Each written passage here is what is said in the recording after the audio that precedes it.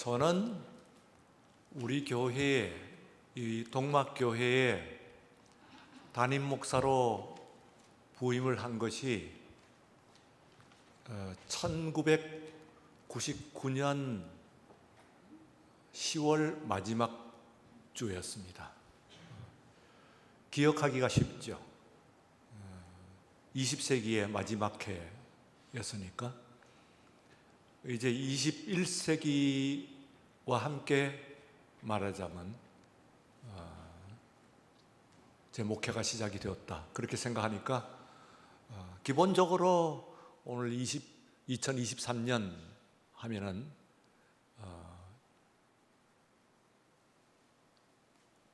그 23년으로 기억을 하면 됩니다. 처음 우리 교회 부임을 할 때에 저의 그 마음 상태는 어중간했습니다. 갑작스럽게 결정이 된 일이고, 그리고 아직까지 제 마음에 완전히 그 상황이 이해가 되고, 그리고 받아들여지지 않았던 그런 상태였다고 볼 수가 있습니다.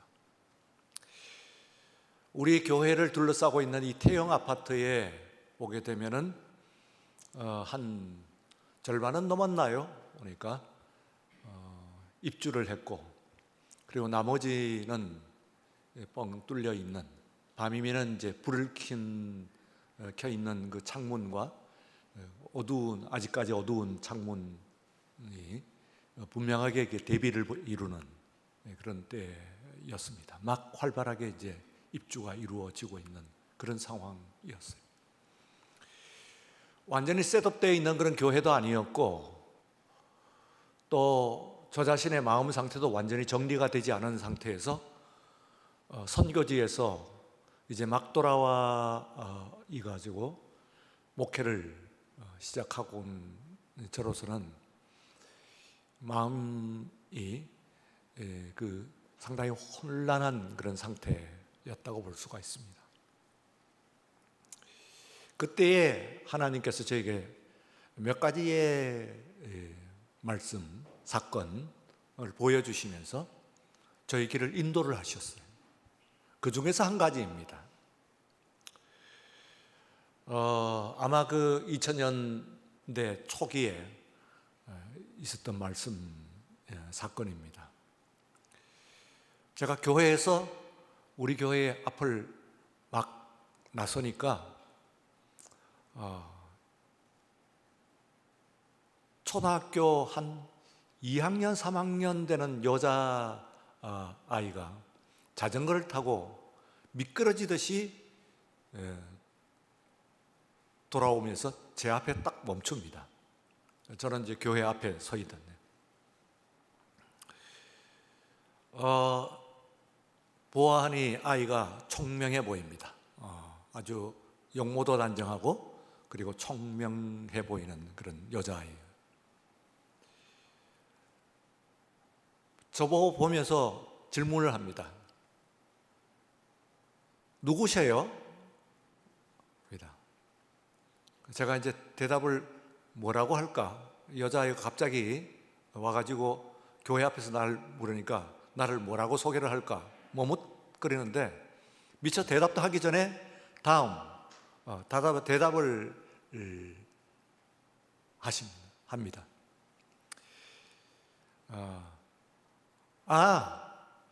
교회에서 나오시는 거 보니까 하나님이시구나. 말문이 막혔습니다. 그다음에 다시 이제 페달을 밟으면서 가면서 뒤에 남겨놓은 말입니다. 저를 해서, 하나님, 그런데 이 복잡한 세상을 다 돌보시느라고 얼마나 바쁘셔요? 하고는 페달을 싹 밟고 휙 지나갔어요. 저는 그 아이를 하나님께서 보낸 천사가 아닌가, 그렇게 추측을 합니다. 지금도 아마 하나님께서 저한테 보낸 천사일 거다. 어떻게 그 상황에서 여자아이가 와가지고 날 향해서 누구냐고 묻고 그와 같은 질문을 이어갈까? 그런 생각을 해보는 거지. 그때에 이제 나는 이 교회에서 나온 사람으로서 나는 목사구나. 세상의 사람들한테는 하나님으로 보일 수가 있는 사람, 하나님의 그 대변인, 하나님의 증인일 수 있는 사람이구나. 다른 사람들이 나를 봤을 때 하나님으로 볼 수 있는 거구나 하는 것을 그때 이제 상당히 절감을 했어요. 우리가 출애굽기에 보면은 하나님께서 이스라엘 백성들을 출애굽을 시키시고 그리고 시내산에 이르러서 그들에게 율법을 주세요. 그런데 이 율법이 기본적으로 두 가지가 되어 있어요. 하나는 예배에 관한, 제사에 관한 예배에 관한 율법이고, 하나는 삶에 관한 율법이에요. 거룩한 예배와 그리고 거룩한 삶이죠. 이 두 가지를 합해가지고 율법이라고 그래요. 그래서 그 두 가지가 절반 되어 있어요. 근데 그 중에서 더 중요한 것이 예배죠. 그래서 예배가 먼저 나와요. 출애굽 28장부터 그 나오는 예배에 관한 말씀에서 보면은 가장 먼저 하나님께서 이 예배에 관한 말씀을 나올 때 제사장에 관한 말씀을 하고 있습니다. 제사장. 그 제사장의 복장을 이야기하는데 이 제사장의 복장이 저렇게 화려해. 여러분들이 전에도 보신 그런 그림이실 겁니다만 그 특징이 우선 구분하면 그 관, 머리에 쓴 말하자면 모자죠. 관. 여호와께 성결하고 써놓은 그 관입니다. 그리고 그 속옷은 보이지 않는 겉옷. 그리고 그 중에 가장 특징적인 것이 옷 중에서 앞에 둘러싸고 있는 소위 에봇이라고 하는 조끼죠.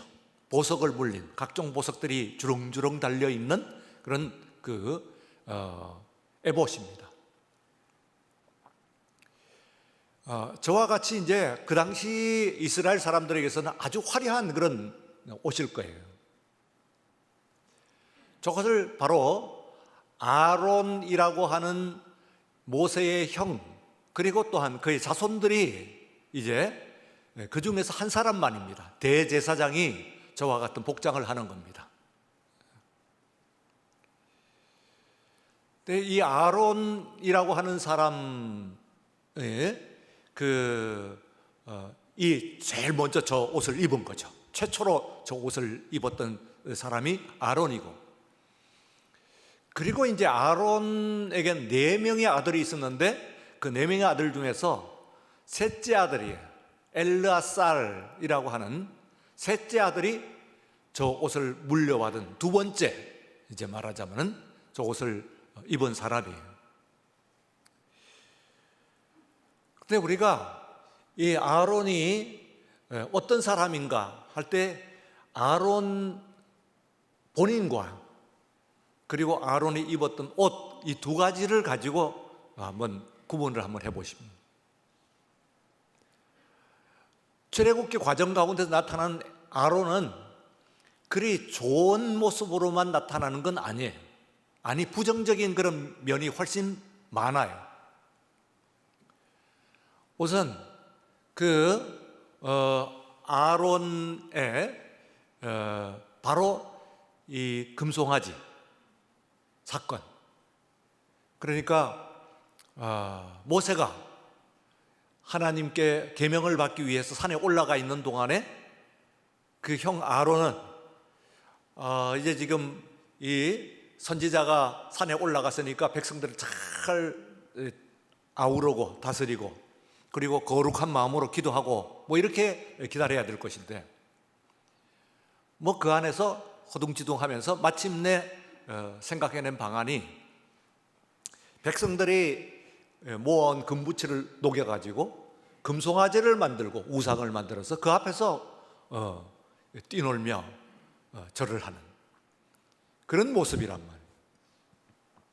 결정적인 그야말로 대제사장으로서 예배의 집전자로서는 치명적인 실수죠. 그 하나를 생각하게 되면은 아론의 대제사장직은 그건 당연히 취소되어야 돼요. 거기다가 한 가지 더 결정적인 실수가 있습니다. 이 광야를 지나는 동안에 있어서 그의 누이 미리암과 함께 모세에게 대적을 해요. 하나님께서 쓰시는 사람이 모세뿐이냐? 우리도 그의 형제이고 부르심을 받은 사람이다. 우리도 할 만큼 했다. 그래서 하나님께서는 이 아론과 그리고 또한 미리암을 치세요. 이 두 가지 결정적인 사건을 생각하면은 아론은 다른 것은 몰라도 다른 중요한 일을 무슨 행정 같은 것들을 할 수는 있다고 할지라도 적어도 제사장직에는 부적합한 사람으로 보여요. 그런데 성경 그 이야기를 고스란히 아주 자세히 결정을 우리들에게 알려주면서도 그를 대제사장으로 임명합니다. 그의 아들도 마찬가지예요. 말씀드린 네 아들 중에서 엘르아살은 셋째였고 나답과 아비후라고 하는 그 위에 두 형이 있었어요. 이 두 형이 이제 예배를 제사를 드릴 때 술에 취해가지고 그 취한 상태에서 제사의 불 가까이로 가서 불을 잘못 관리를 하는 바람에 그 자리에서 타서 죽었어요. 두 사람. 그래서 엘르아살이 셋째였지만은 그러나 그 아버지의 그 복장 말하자면은 그 대제사장직을 물려받았던 것이죠. 이 아론과 그리고 또한 그 아들들의 이야기를 우리가 가만히 보면서 이 제사장직에 있어서 대제사장직에 있어서 특별히 중요한 질문을 해야 돼요. 그것은 제사장 본인과 그리고 대제사장의 옷으로 상징되는 나타내는 그런 대제사장의 직분, 이 두 가지 중에서 어느 것이 더 본질이냐 이 말이죠. 대제사장 말하자면 대제사장 본인과 사람으로서의 대제사장 본인과 그리고 대제사장의 옷, 이 두 가지 중에서 어느 것이 더 본질이고 그리고 더 중요하고 그리고 영원하냐 하는 질문입니다. 현대인들은 인본주의적인 사고에 익숙해 있어요. 저나 여러분이 다 마찬가지예요. 오늘 이 시대를 살아가는 사람, 당연히 입고 있는 옷보다야, 그 사람이 무슨 옷을 입었든지 간에 옷보다야 그 사람의 그 본질, 그 사람 자신의 본성, 정체, 이것이 더 중요하죠 하는 생각을 할 수가 있습니다. 그러나 출애굽기에서 우리가 가르쳐주는 바는 지금 말씀드린 바와 같이 아론은 어떤 사람이었습니까? 아론 자신은 대제사장으로서의 어울리는 사람이 아니에요. 전혀 거기에 걸맞지 않는 사람이에요. 아니, 그건 실격이에요. 그야말로. 다른 건 몰라도 말씀을 받고 올라간 그 사이에 율법을 받는, 하나님의 말씀을 받는 동안에 와서 금송아지를 만들어 가지고 거기에 경배를 했다 하면은 그거는 그야말로 그 사람은 쓸 수가 없는 사람처럼 보여요. 그런데 하나님께서는 이 아론에게 대제사장의 옷을 입히셨습니다. 그리고 또한 그 아들들의 이야기만 하더라도 두 아들이 그와 같은 그런 부정한 모습으로 그가 죽었어요. 그랬을 때에 이 셋째 아들이라고 하는 이야기는 아론의 아들들로 보게 되면은 그럴 만한 자격을 갖추고 있는 그런 사람들이 아니라고 볼 수가 있습니다. 그런데도 하나님께서는 그들을 통해 가지고 대대로 아론의 반차라고 하는 이야기입니다. 다시 말하면 아론의 자손들 중에서 아론의 직계 중에서 첫아들이 안 된다고 한다면 둘째 아들이 안 된다면 셋째 아들. 그래서 반차라는 거예요. 꼭 맏아들이 아니에요. 두 아들이 자격을 갖추지 못했으니까 셋째 아들.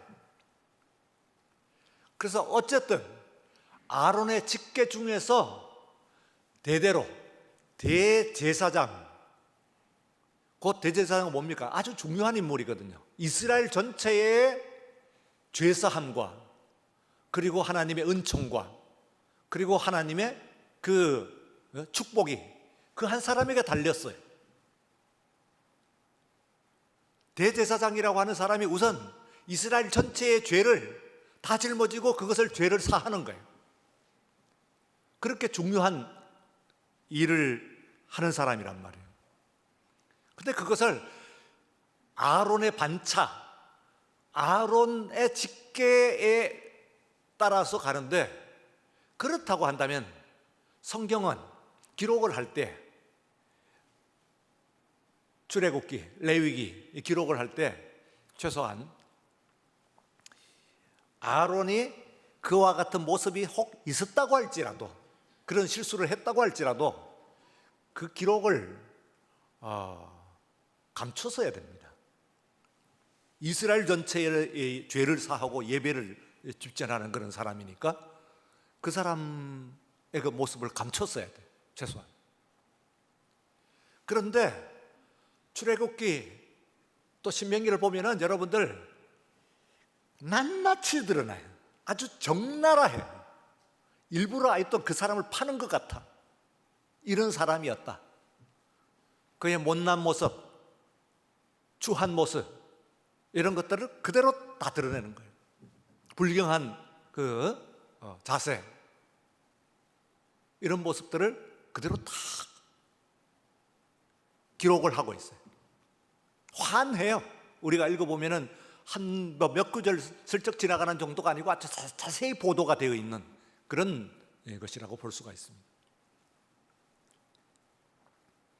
그래서 이 안에서 아까 제가 말씀드린, 제가 멍청해진 이유는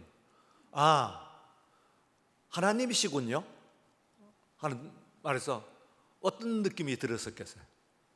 급습을 받은 느낌이죠. 그리고 한참 제가 섰어요. 그리고 나는 어떻게 보이는가? 이게 내가 어디에 서 있는가? 이 교회의 담임 목사라고 하는 직분에 대해서 한참 생각을 하는 그런 그 시간이 있어요. 아론과 그의 아들들과 제 이야기를 하는 얘기가 아니에요.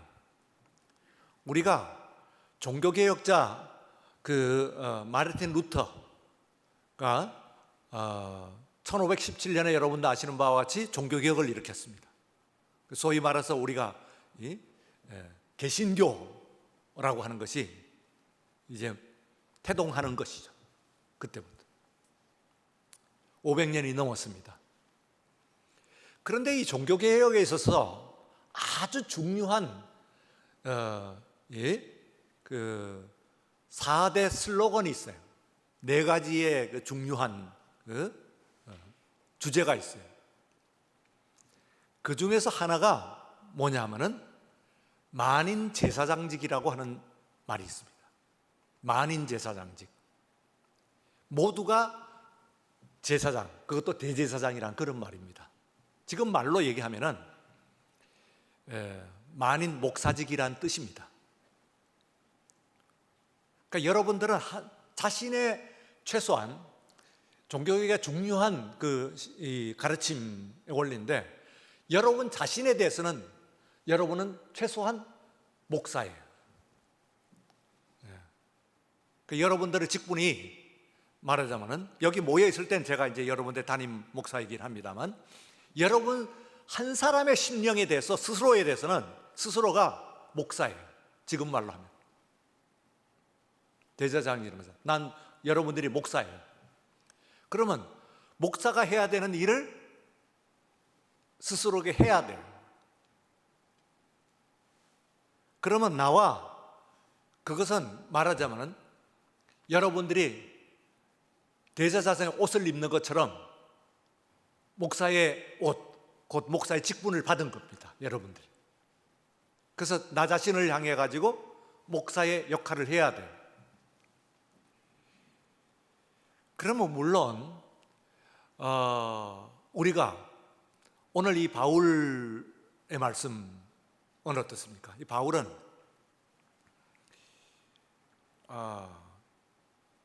성경에 나와 있는, 그 신약 성경에 나와 있는 여러 인물들 가운데서 바울은 물론 그의 또 실수도 성경은 난다지 고백을 기록을 하고 있긴 합니다만, 그러나 퍼펙트, 완전에 가까워요, 바울은요. 심지어는 우리가 흔히 하는 이야기로 비교를 합니다. 양대, 이 초대교회 신약 성경의 양대 인물 하면 베드로와 바울, 이 두 사람이 이제 말하면 신약 성경에 나오는 사람 중에서는 제일 중요한 두 사람이에요. 베드로, 바울 두 사람이 가장 중요한 두 인물이죠. 두 사람을 비교를 해보면은 베드로는 뭐 인간적입니다. 인간적이란 그 말이 뭡니까? 실수가 잦다는 얘기죠. 성벽도 업다운이 있죠. 그런데 바울은 물론 그 자신 속에서 그도 낙담할 때가 있고 있었을 거예요. 있다고도 얘기하고. 그러나 나타나고 있는 그 말씀 가운데, 그리고 그의 또 행적 가운데서 나타난 것은 초지일관이에요. 하면은 그냥 어떤 결정을 하면은 밀어붙이고 거기에 나온 의지를 가지고 그 일을 수행해 나가는, 그리고 기어코 완수해 나가는 데 있어서는 따를 자가 없어요. 엄청난 사람이에요. 너무 엄청나기 때문에 우리가 그 존경은 하고 위대하다고 그리고 추앙은 하면서도 따라갈 엄두가 잘 안 나요, 사실은. 저도 그래요. 흉내를 내고 따라가 그 발자취를 따라간다고 하는 것이 바울처럼 목회한다, 바울 같은 목회자가 되고 사역자가 된다, 글쎄 그럴 수 있을까? 엄두가 안 나요. 근데 베드로는 업다운이 있기 때문에, 올라갔다 내려갔다 하기 때문에요. 올라갈 때는 그렇다 치더라도 떨어졌을 때 그 모습을 보면은 그도 그런 실수를 했느냐, 그렇다고 한다면은 나도 추스를 수 있겠다, 그런 생각이 좀 들어요. 다운이 좀 돼요. 낙담할 때도 있고 실수할 때도 있고 당황할 때도 있고 이게 있단 말이에요.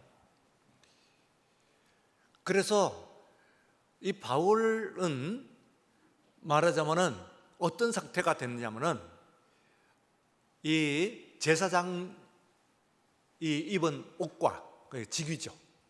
그리고 그 안에 있는 제사장의 직위를 뗀 말하자면 아론, 그리고 엘르아살, 그리고 또 여러분 앞에 있는 이 담임 목사가 아닌 곽재욱이라고 하는 사람이 있어요. 그러면 이제 사역하는 동안에, 살아가는 동안에 계속해서 고민을 하는 거예요. 분투를 하는 거예요. 그래서 이 괴리를, 간격을 좁혀야 돼, 바울처럼. 바울은 정말 부르심을 받은 이후에 물론 그도 그렇게 이야기를 했어요. 오호라 나는 공고한 사람이로다. 내가 원하는 바 선은 행치 않고 원치 않는 바 악만 생각한다. 도대체 그 성인이 내가 머리에 막 떠오르는 것이 자꾸 불쑥불쑥 올라오고 또 올라오고 또 올라오고 다음 거 또 이어서 또 올라오고 하는 것이 나는 선한 사람이 되기를 원하는데 악만 자꾸 생각이 나는 거야. 악한 생각만 나고 악만 떠오르는 거야. 자꾸 또 걷고 나면 다음 것이 또 악한 생각이 또 떠오르고 한다고 그가 이야기를 했어요.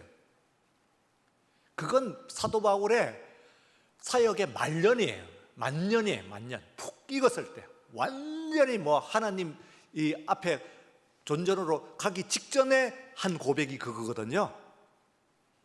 그러니까 그도 내적으로는 그런 괴리가 있었다는 것을 우리가 알 수가 있습니다만, 최소한 말씀드린 바와 같이 특히 베드로와 비교를 해보면 그런 괴리와 간격 같은 것들이 정말 초인적으로 없어요. 초인적으로 인간을 넘어섰어. 그건 정말 인간을 넘어선 정도로 없는 정도인 것 같은데 정작 그는 그렇게 고백을 하고 있어요. 그게 무슨 이야기냐 하면은 제사장은요, 제사장의 복장을 아까 출애굽기 28장 혹은 35장에 다시 한번 나와요. 그런데 보면은 여러분 읽어보시면은 아니 제사장 복장이 화려하고 좋은 줄 알겠습니다만 왜 이렇게 길게 설명을 하시죠 하는 생각을 혹시 해보셨어요? 관은 어떻고 그 다음에 안에 옷은 어떻게 받쳐 입고 띠는 어떻게 하고 술은 어떻게 달고 별 얘기를 다 하는데 이 이야기가 양도 많을 뿐만 아니라 어디에 냐면은 절기와 안식일보다도 앞서 있는 거예요. 그 순서가 말하자면은 더 중요한 것으로 먼저 소개가 되고 있어요. 상당 분량을. 그러니까 예배에 관한 말씀을 하게 될 때에 가장 앞서서 이야기하는 것이 제사장의 임명과 제사장의 복장을 이야기를 한 겁니다. 그러니까 입고 있는 옷이 아주 화려하고 아주 이런 뜻이 있었다 하는 거 한 번 정도 하면 좋겠는데, 했을 법한데 나중에 출애굽기에 삥 한 번 돌면서 또 한 번 얘기하는 거예요. 또 한 번 계속 언급을 합니다. 그래서 그 복장이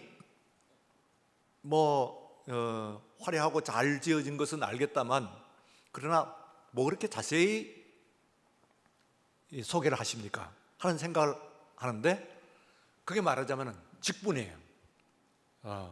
그러면은 구분을, 여기 아까 말씀드린 아론과 엘라살 이야기와 같이 저라고 하는 사람이 있어요.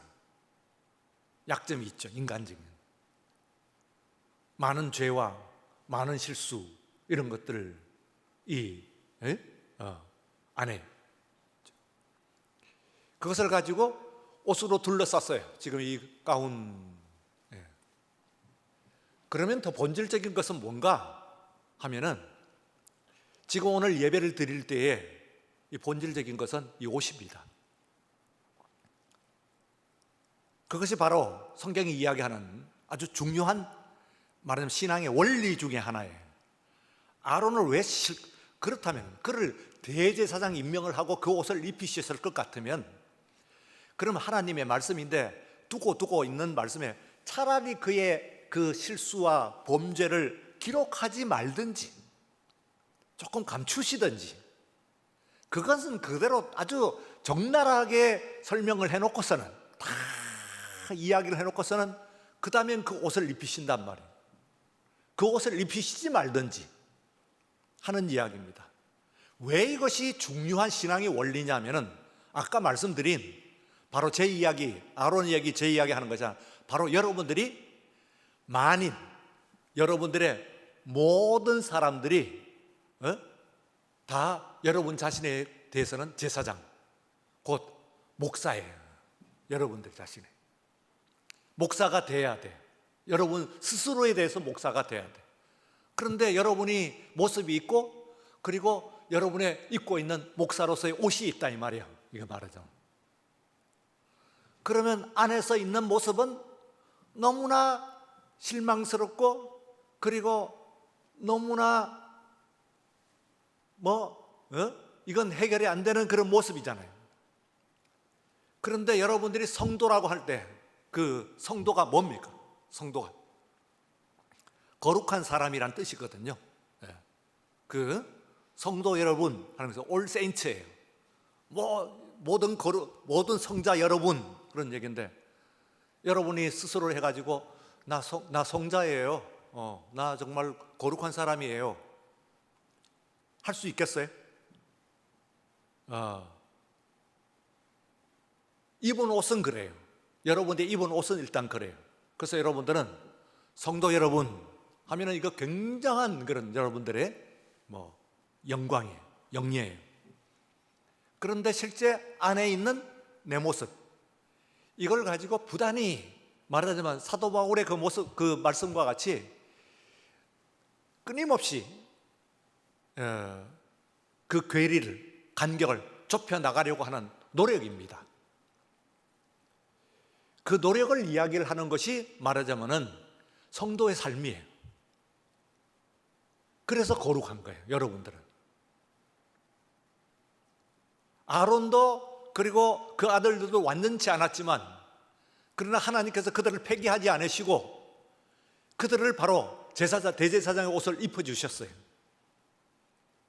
저 자신도 부족한 사람이지만, 그러나 하나님께서 이 단임 목사의 직분을 저에게 허락하시고 입혀주셨어요. 마찬가지로 여러분들이